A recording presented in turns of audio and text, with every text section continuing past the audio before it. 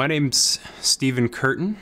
I am currently a front of house engineer for the most part. I occasionally do monitors still when it suits me, and I've been in the industry for about 15 years as far as touring goes, and pretty much all of that 15 years has been with or through Eighth Day Sound.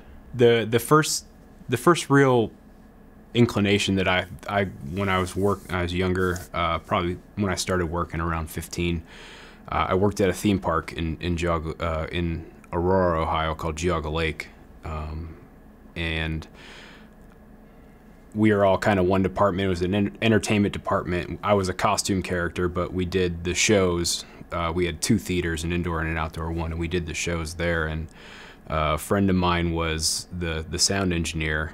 We'll do that in quotations. He was kind of loosely the sound engineer, and he was always late to work, so I was always on time. He would call me and always ask me to go start the shows or go do, and I had no idea what I was doing, but I had fun doing it.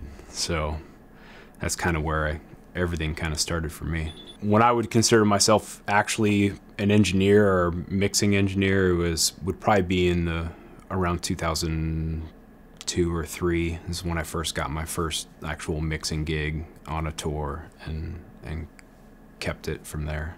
You know, the biggest thing for me was the people that I ended up being around consistently on tours, and you know, some of those people, Tom Marco had put me in the right position. Right? He would get me out on the tours with the right people there for me to learn from, and some of the guys that have been at Eighth Day forever, like Mark Burnich, he was, you know, he knew everything, and I was trying to absorb as much as I could. So I think learning a lot from those guys, and one of my engineer mentors was always and still is Tim Kovard, and those guys were the guys that would like take you under their wing and just say, okay, if you want to learn, I'll teach you. When the opportunities came up, those guys were the ones that said, Steve can do that. And I remember one of my biggest moments was, I was at the shop and Tom came in the back and he said, hey, I have a gig, it's a monitor gig, and I need you to go do it. It's for Whitney Houston. And I was like, well, okay.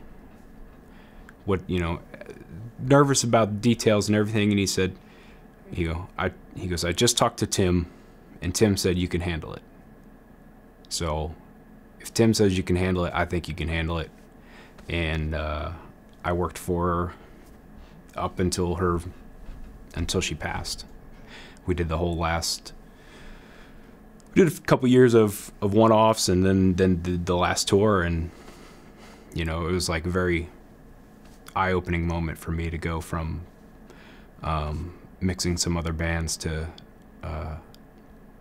one of the greatest, you know, that's ever graced the stage.